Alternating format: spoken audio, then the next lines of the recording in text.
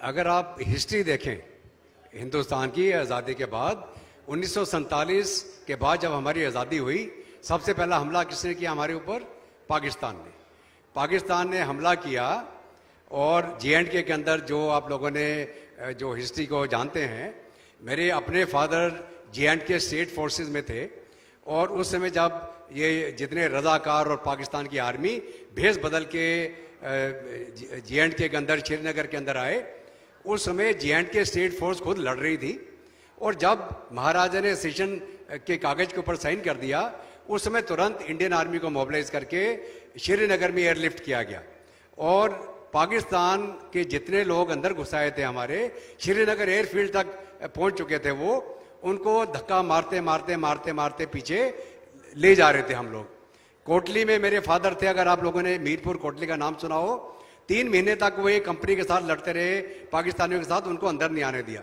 फिर हमारा para brigade Nowshera के माध्यम से जाके लिंक अप हुआ मीरपुर कोटली में।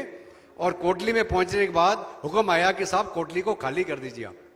कोटली को खाली क्यों किया गया, ये मेरी चर्चा चल रही थी हमारे मित्र के साथ।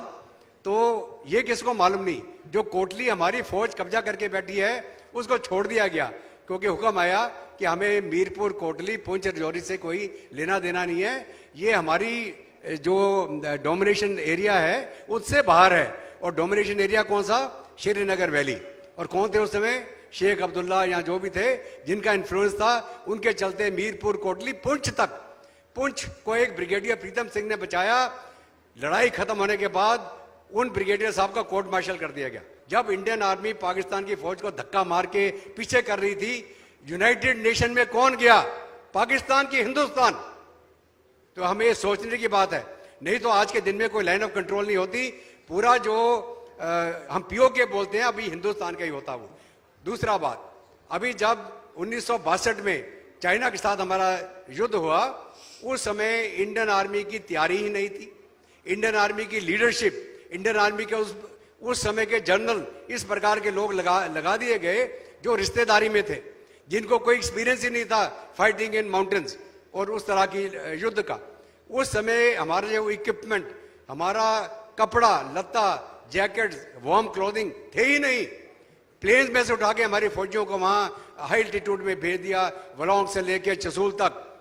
तब भी इंडियन आर्मी ने जहां लड़े, ऐसी मुंह तोड़ की मार मारी चाइना को, वो आज तक याद रखता है।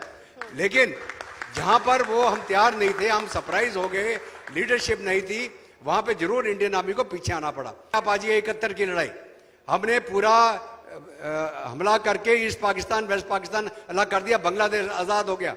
93,500 PW हमारे कब्जे में। आज की हम बात करें, IC-814 हाईजैक हुआ, वहां गया कंधार, कितने पैसेंजर थे उसमें? 180। पूरे दुनिया के घुटने टिक गए कि साहब हमारे रिश्तेदारों को बचाओ, हमारे बच्चों को बचाओ। आज के दिन में 200 हॉस्टेजेस हैं, कहाँ? हमास के पास, इजराइल के। पूरी दुनिया उसके पीछे लगी, हम कैसे इन हॉस्टेजेस को बताएं।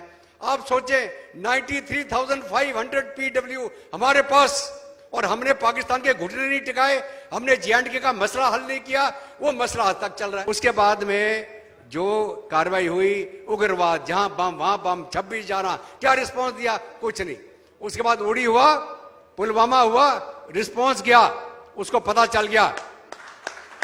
चाइना ने गलवान में कोविड के दौरान ये सोचा कि अब तो हिंदुस्तान को हम पीट लेंगे, कोविड के चलते मोबिलाइज नहीं कर पाएंगे। 15 दिन के अंदर 50,000 फौजी इंडियन आर्मी पहुंच गई वहां पर गलवान में, और चीनियों को पीट पीट के मारा वहां। चीन एक सुपरमैन बन चुका था, पूरी दुनिया डर रही थी चीन से। जब चीनी पिटे, दुनिया ने देखा हिंदुस्तान की फौज ने चीनियों को पीटा, चाहे डोकलम में हो चाहे गलवान में हो। ये रिस्पॉन्स आज के दिन में हिंदुस्तान का। और मैं चैलेंज करके बोलता हूं, चाहे पाकिस्तान हो चाहे चीन हो, कोई भी देश आज के दिन में हिम्मत करके देखे, ऐसी मुंह की खाएगा वो।